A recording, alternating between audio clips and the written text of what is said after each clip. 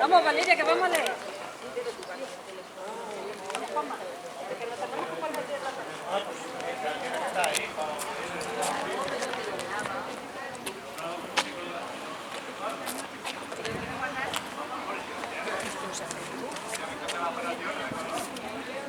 ¿Qué haces si no te tienes que poner esto? ¿Qué haces? Pero ¿qué haces?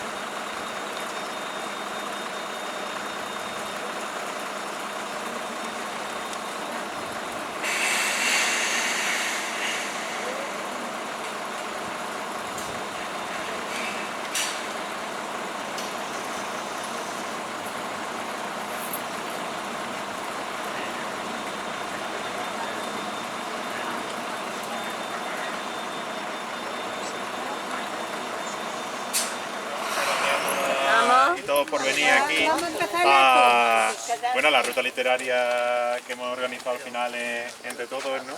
Y que es una ruta que al final lo que conmemora son los 10 años, ¿no? El 10º aniversario del Club de Lectura Un Libro Entre Manos, que son 10 años en los que, bueno, que al final habéis disfrutado mucho, ¿no? Con un montón de lecturas, y de lo que yo personalmente pues me he sentido muy bien integrado y muy bienvenido siempre en el club y en las reuniones, y yo lo quiero también agradecer a todas.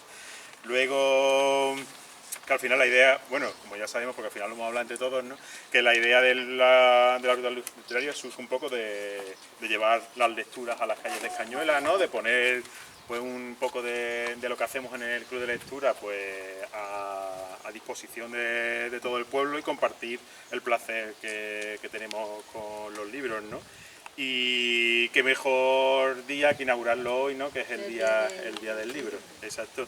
Y ya está, bueno, pues como sabéis, es que, bueno, no sé si todo el mundo lo sabe, pero bueno, que son hay 15 lecturas, que son las que aparecen en el mapa, que están repartidas por diferentes puntos del pueblo. Nosotros ahora vamos a leer, creo que son 5 o 6 solamente en persona, porque tampoco, pero luego con el móvil siempre podéis escuchar y escucharnos a nosotros leer las lecturas que hemos estado grabando, ¿no?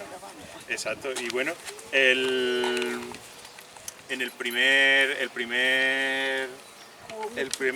QR, digamos, si vais con el móvil, como ha hecho Nati ahora, y lo leéis, pues os saldrá Ramona leyendo Jaén Misterioso, que es un libro de Manuel Jesús Segado Uceda, que es un chaval un hombre de Arjonilla, y como que cuenta muchas anécdotas como misteriosas, digamos, en la provincia de Jaén, y hemos escogido este porque ocurre justo aquí, en el inicio del camino a la Torre, y bueno, ya que Ramona no lo lee.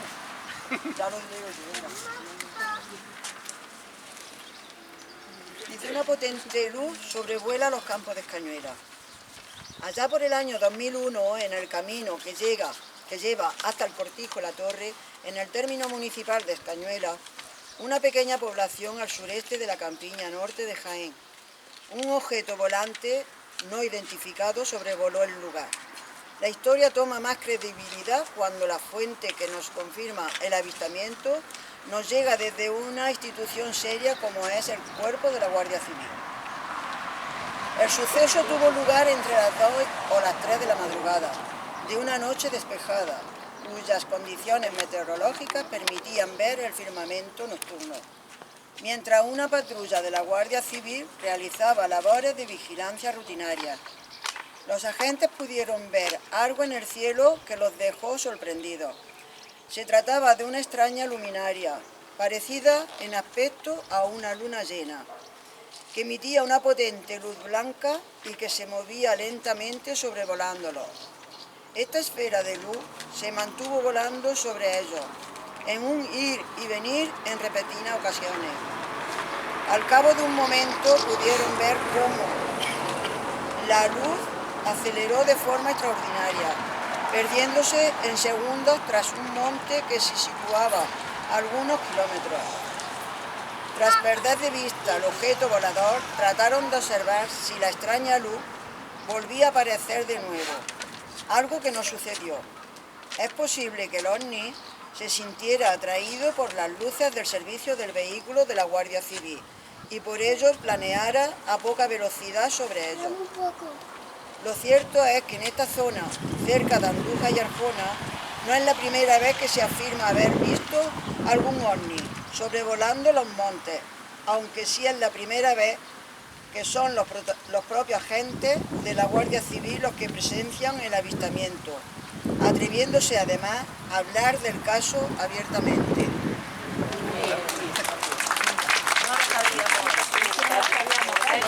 Es verdad, es verídico.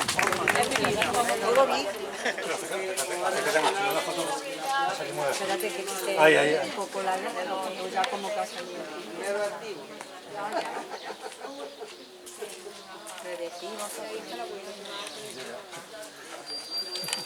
Aquí, bueno, como hemos dicho, en verdad este es el cuarto punto, porque aquí hay una lectura que ha hecho Lola, que no ha podido venir con nosotros hoy, que es sobre el guerrillero El Cencerro.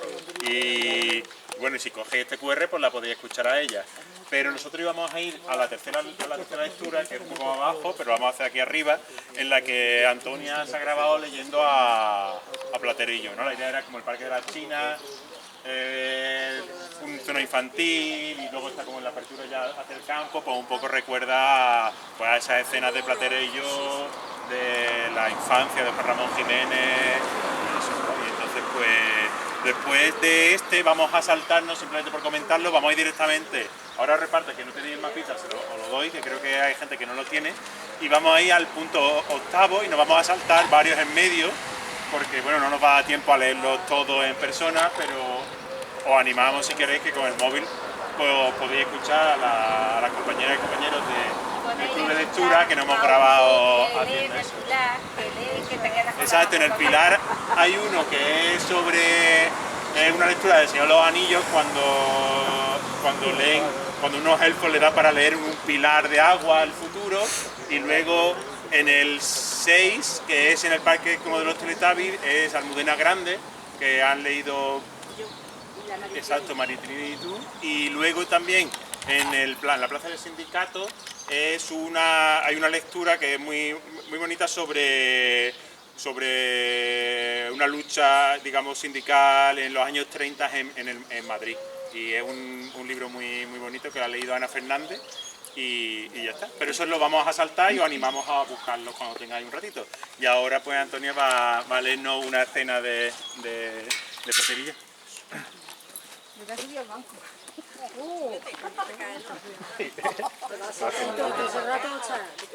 Ese rato ya está. Vamos por el banco. La perra de que te hablo, Platero, es la de Lobato, el tirador. Tú la conoces bien, porque la hemos encontrado muchas veces por el camino de los llanos, ¿te acuerdas? Aquella dorada y blanca, como un poniente anubarrado de mayo. Parió 4 perritos, y Salud, la lechera, se los llevó a su choza de las madres, porque se le estaba muriendo un niño, y don Luis le había dicho que le diera caldo de perrito. Tú sabes bien lo que hay de la casa de Lobato al puente de las madres, por la pasada de las tablas. Platero, dicen que la perra anduvo como loca todo aquel día, entrando y saliendo, asomándose a los caminos, encaramándose en los vallados, oliendo a la gente. Todavía a la oración la vieron, junto a la casilla del emperador, en los hornos, aullando tristemente sobre unos sacos de carbón contra el ocaso. Tú sabes bien lo que hay de la calle del medio a la pasada de las tablas.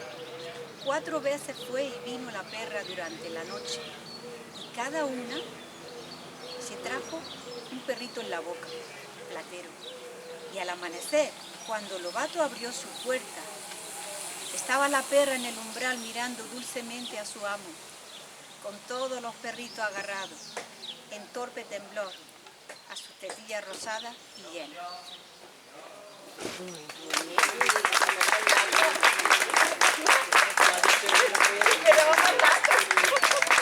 Es como el centro, digamos, de Cañuelas, que aunque está allí, si lo veis, está el QR en la columna al lado de donde pone Cañuelas, ¿no? Eso del pueblo de España.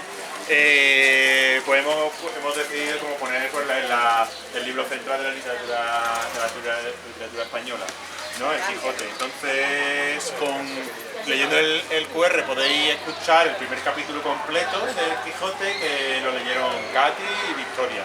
Y ahora pues Fini va a leer una pequeña parte, como el inicio pues, de la obra universal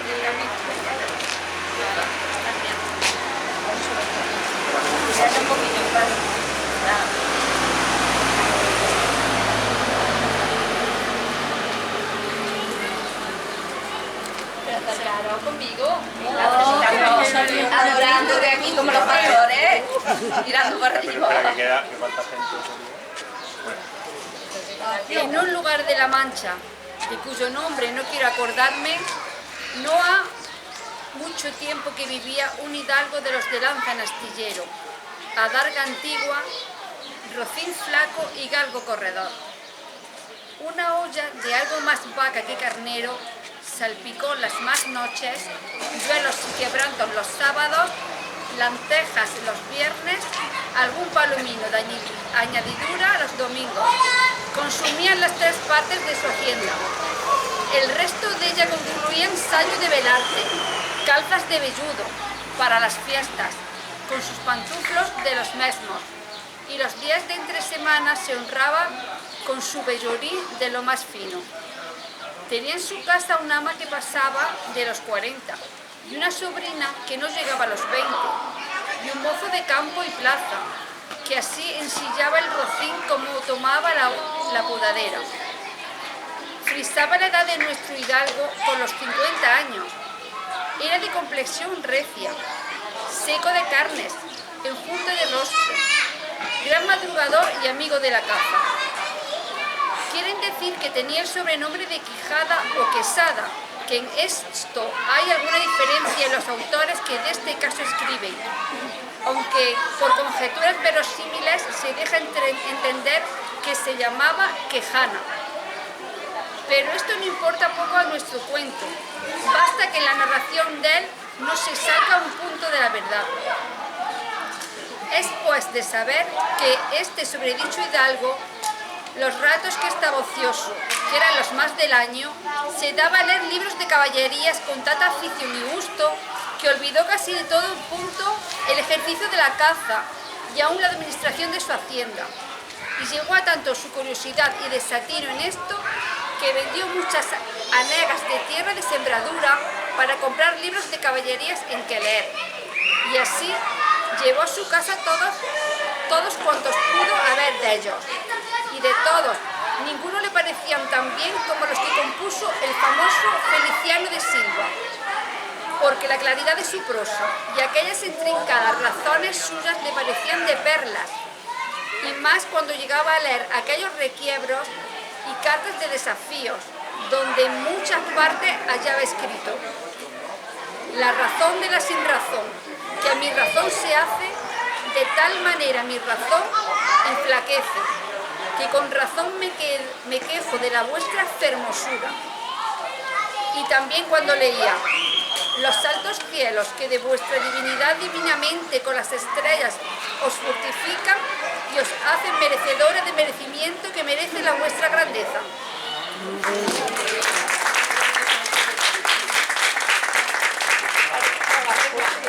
Que cuando viniendo hacia acá hemos pasado por 2 puntos más que salen en el mapa, que uno está en la Plaza de Abastos, ¿vale? Que es un poema de de Luis García Montero, que como vino el año pasado a leer está en la lectura de los poemas y estuvo aquí, pues invitamos a Cosme y ha leído uno de los poemas de Luis García Montero, uno sobre mercados, ya que es en la plaza de Abastos, y luego justo al lado del mural de Ana Damuz, pues hemos leído un trocito sobre la vida de Ana Damuz y sobre Manuel Serrano Cuesta, ¿vale? Que lo hemos extraído del libro Breve Historia de Escañuela, de Juan Rubio, y ya está, están hechos al lado, justo al lado del mural podéis encontrar como un cuadrito como este, para por si queréis leerlo, escucharlo. Y luego aquí vamos a escuchar un extracto de la obra de Josefina Aldecoa, Historia de una maestra. Aldecoa es una escritora que provenía de una familia de maestras, de hecho su madre y su abuela eran maestras, y luego ella se doctoró en pedagogía, es decir, que escribió como un libro que enraizaba mucho con su historia, con su vida, y también qué mejor sitio para leer para poner el extracto y para leer ahora que aquí en el colegio. ¿Aquí en el colegio?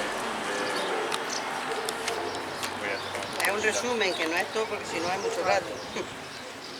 Nos dijeron sus nombres y apellidos, pero al hablar de ellos, tiempo después, siempre lo haríamos con aquella primera identidad. El alto y más viejo, el profesor. El joven y más bajo, el agrónomo. También los estudiantes quedaron grabados en nuestro recuerdo, por los rasgos que les caracterizaban. De las dos muchachas, una era pequeña y alegre, se reía por todo. La otra era explicada y arrogante, y más seria. Tenía una hermosa voz y unas manos ausadas que movía con elegancia. Vestía un traje blanco inmaculado, a pesar del viaje en camión, y unos zapatos de lona también blancos. Sus ojos brillaban con una chispa de ironía cada vez que los otros discutían por cualquier incidente. Parecía marcar una distancia entre ella y los que la rodeaban, pero no era así. Seguramente esa barrera invisible se derivaba de la gravedad natural de su porte, porque fue muy cordial durante todo el tiempo que estuvo entre nosotros.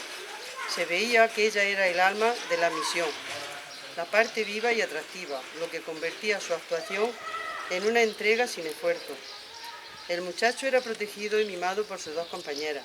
Llevaba gafas y un mensó de pelo le caía sobre la frente. La pequeña le trataba con cierta desfachatez. Enrique, olvida el griego y echa una mano al altavoz. Enrique, mañana dices tú las poesías. La que mejor te sale es la de Lorca. Estuvieron 2 días con nosotros y vivimos con ellos horas inolvidables, ayudándoles en los que podíamos, siguiendo con fervor el desarrollo del programa de actividades, unas para niños, otras para adultos, pero a las que asistían todos fascinados. Charlamos en la hora de descanso, intercambiamos opiniones y experiencias, preguntamos y criticamos. Soñamos juntos embargados por una obsesión común, hacer del trabajo de todos la gran misión, que salvara a España del aislamiento y la ignorancia. Número 12, ¿vale? Como veis en el punto número 13, perdón, y no hemos saltado el 12 que están los jardinillos, ¿vale? Que el de los jardinillos os lo comento porque es la única lectura de un libro de una persona nacida en Escañuela. El libro es La sala de los hombres olvidados de Francis Marpán, ¿vale? Hemos leído, si podéis ahí escucharlo, y es el primer capítulo por si luego os animáis a leerlo. Y luego en esta plaza hemos puesto una historia real de mujeres marginadas y luchadoras.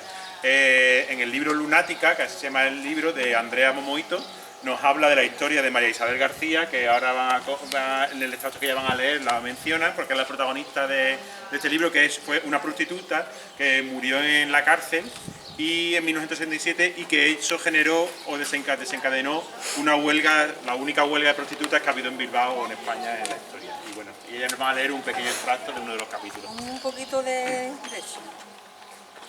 El 10 de noviembre de 1977, el cuerpo de María Isabel todavía estaba en el hospital de Basulto. Su familia llegó a Bilbao en busca de unas explicaciones que nadie les dio nunca. Lo que sí encontraron fue el cadáver completamente calcinado. Me encuentro con su tío en un hotel de Astillero, al lado de la iglesia en la que hicieron la comunión María Isabel y su hermano Lolo. Estaba igual que un chón cuando lo quemas. Mi sobrina estaba igual, inflamada y quemada viva. Quemada, quemada. ¿Cómo pueden meter a una chica a una celda de castigo, desnuda, con un camisón y que se prenda fuego? Explícame. Encima con grilletes. Tenía las marcas de las esposas, cuenta. El camisón es probablemente que se lo pusieran en el propio hospital y no hay ningún documento que confirme las marcas en la muñeca. El cuerpo, desde luego, debía impresionar. Recuerda a una mujer majísima, guapísima, encantadora. Era muy agradable, pero con la enfermedad se ponía agresiva. Además, era una tiona de la hostia. Una tía de la hostia, que no podía acabar convertida en simple ceniza.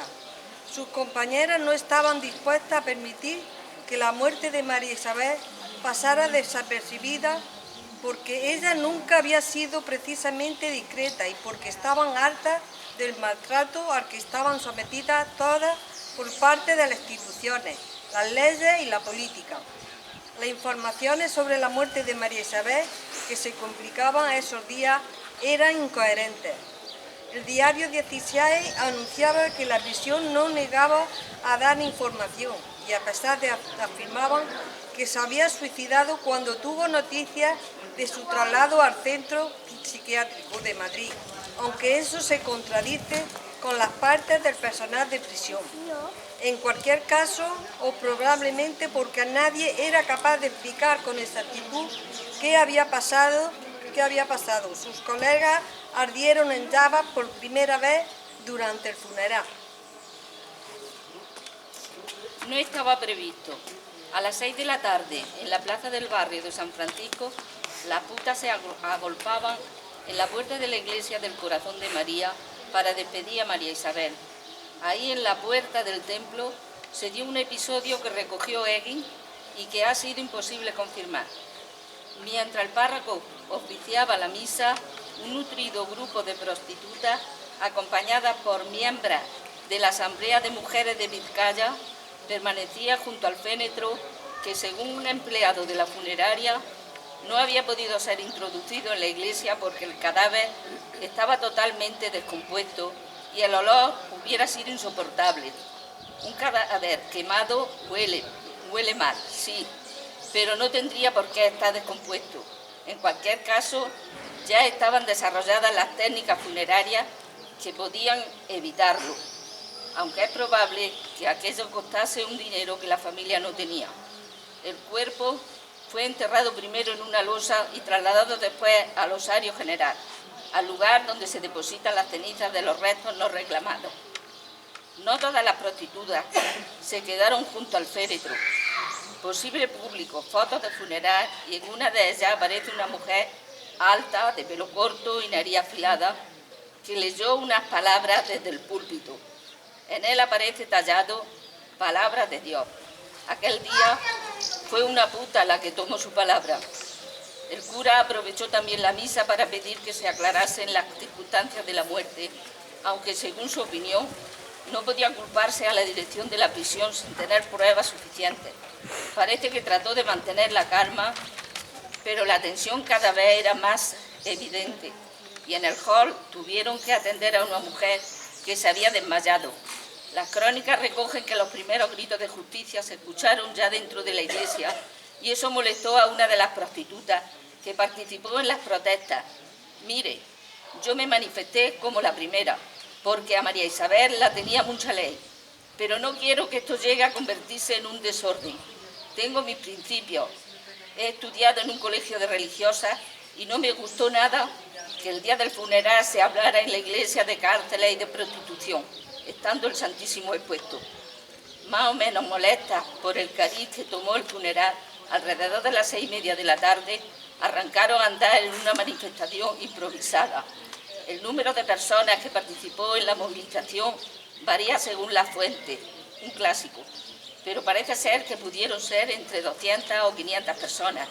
Ya había oscurecido cuando empezaron a escucharse los primeros gritos de prostitutas, libertad, abajo la ley de peligrosidad y rehabilitación social, y decenas de sentencias, asesinos, una de las prostitutas que participaba en las protestas se puso ante los micrófonos para dejar claras sus intenciones. Estamos dispuestas a todo y no cesaremos hasta aclarar esta muerte. Pediremos justicia a todos los niveles.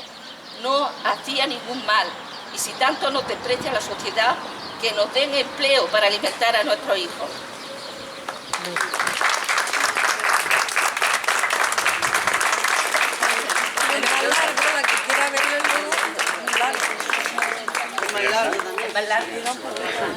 Pues muchas gracias por venir, por hacer todo. Bueno, muchas gracias primero a todas las personas del Club de Lectura que hemos estado leyendo y luego ayer recortando. Muchas gracias a Jorge que vino a grabarnos 2 tardes. Muchas gracias, De nada. Uno de los mayores. Un buen día, mucho trabajo. Sí, y ya está. Luego solamente mencionar que hay 2 puntos más que nos vamos a ir, que está uno en el Pozo Lavar, que hay 2 poesías de Lorca, muy cortitas, así que si vais y leéis el QR podríais escuchar a Roque y a Rosillo leyendo Lorca, y luego ya en el cementerio hay otro, exacto, en los libros olvidados, exacto, de la sombra del viento, y es en el cementerio hay, pues sobre el cementerio de los libros olvidados, que lo leyó Esther. Y ya está, que muchas gracias y eso, que yo creo que compartir pues estas lecturas en la calle y este amor por los libros hace que se contagie, exacto, y se expanda al resto del pueblo de Cañuelas. Y ya está, muchas gracias.